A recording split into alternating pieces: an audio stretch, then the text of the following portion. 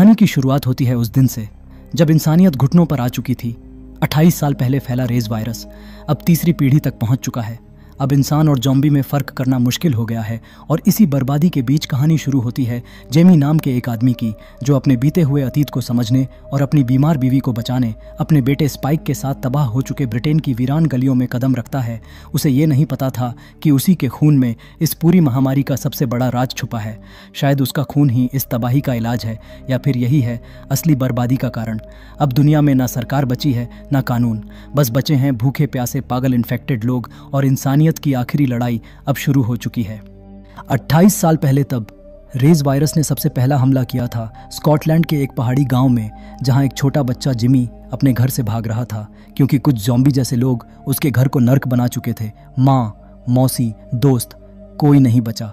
Jimmy किसी तरह बचकर एक चर्च में पहुंचता है जहां उसे उसके पापा मिलते हैं, जो कि एक पादरी थे। वो पादरी इस तबाही को भगवान का श्राप मानता है और अपने बेटे को एक लॉकेट देकर खुद को ज़ॉम्बियों के हवाले कर देता है ताकि उसका बेटा जिंदा बच सके। अब कहानी प्रेजेंट में आती है, जहां पता चलता है कि रेज वायरस यूरोप से तो खत्म हो गया है, लेकिन ब्रिटेन अभी भी पूरी तरह बंद है। बाहर की दुनिया से कटा हुआ एक टापू लिंडिसफारस, जहां जेमी अपनी बीवी आइला और बेटे स्पाइक के साथ छिपकर जी रहा है। इस टापू को मेनलैंड से जोड़ने वाला एक पतला रास्ता है जो सिर्फ समंदर के पानी उतरने पर दिखता है।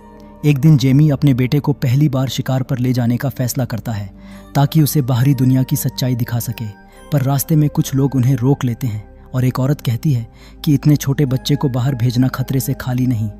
जेमी कहता है, मेरा बेटा तैयार है, और स्पाइक बिना डरे आगे बढ़ जाता है। वो देखते हैं कि पूरी शहर खंडर बन चुकी है, जहां ज़ॉम्बी हर कोने में छुपे हुए हैं। एक ज़ॉम्बी स्पाइक की सामने आता है। स्पाइक उसे सही निशाने से मार देता है, लेकिन उसकी चीख सुनकर बाकी ज़ॉम्बी भी पीछे लग जाते हैं। बाप बेटा दोनों मिलकर लड़ते हैं और एक पुरानी झोपड़ी में छिप जाते हैं। पर यह तो बस शुरुआत थी, क्योंकि अब आता है कहानी का सबसे खतरनाक किरदार, अल्फा, रेज वायरस का नया रूप, जो बाकी ज़ॉम्बियों से कई गुना तेज और कई गुना चालाक है।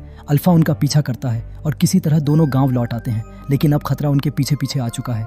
वापसी के बाद पूरे गांव में स्पाइक की बहादुरी के लिए जश्न मनता है, लेकिन स्पाइक अपने पिता से नाराज हो जाता है क्योंकि वो उसे किसी और औरत के साथ देखता है। इसी गुस्से में वो अपनी बीमार माँ आइला को लेकर डॉक्टर इयान की तलाश में निकल पड़ता है। रास्ते में एक अकेला सैनिक एरिक उन्हें ज़ॉम्बियों से बचा लेता है और डॉक्टर को ढूंढने में मदद करता है। एक जगह एक गर्भवती संक्रमित औरत बच्चे को जन्म देती है और मर जाती है। बच्चा बच जाता है, लेकिन तभी अल्फा वहां पहुंचता है और एरिक को बेहद खौफनाक तरीके से मार डालता है। अब एंट्री होती है डॉक्टर इयान की।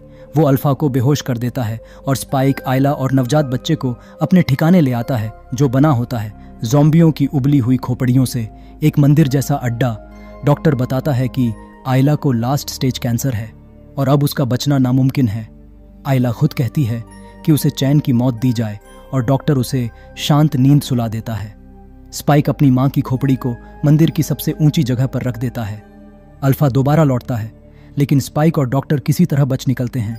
स्पाइक नवजात बच्ची को गांव के गेट पर छोड़ देता है, एक चिट्ठी के साथ जिसमें लिखा होता है कि बच्ची का नाम आइला है और जब स्पाइक खुद को लायक समझेगा तभी वो वापस आएगा। चिट्ठी पढ़कर जेमी दौड़ पड़ता है, लेकिन हाई टाइड की वजह से वो आगे नहीं जा पाता। 28 दिन बाद स्पाइक खुद को मजबूत बना रहा होता है, तभी कुछ ज़ॉम्बी उस पर हमला कर देते हैं, लेकिन तभी एक ग्रुप आता है और उसे बचा लेता है। उस ग्रुप का लीडर होता है सर जिमी, जिसके गले में वही लॉकेट होता है जो चर्च में उसके पापा ने उसे दिया था, यानी वो वही छोटा जिमी जो अब बड़ा होकर ज़ॉम्बियों के खिलाफ सबसे बड़ी ढाल बन चुका है।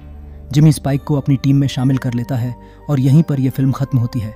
लेकिन कहानी अभी बाकी है, क्योंकि यह सिर्फ एक अध्याय था। अभी देखना यह है कि क्या यह तबाही रुकेगी या अब यह रफ्तार और तेज होगी।